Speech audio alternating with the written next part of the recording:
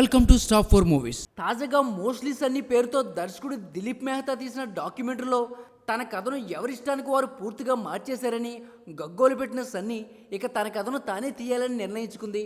ఇక వాళ్లను వీళ్లను నమ్ముకోవడం దేనికి, తన జీవితం ఏంటో ఆ జీవిత కథ ఏంటో తనకంటే ఎవరికి బాగా తెలుసు అని భావించిన సన్నీ తన బయోపిక్ను తానే తీయాలని నిర్ణయించుకుంది.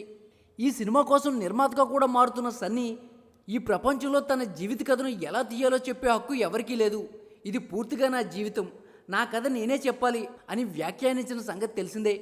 ఈ క్రమంలో సన్నీ లియోన్ తన జీవిత కథ ఆధారంగా తెరకెక్కుతున్న సినిమాతో నిర్మాతగా మారుతుంది. Please subscribe.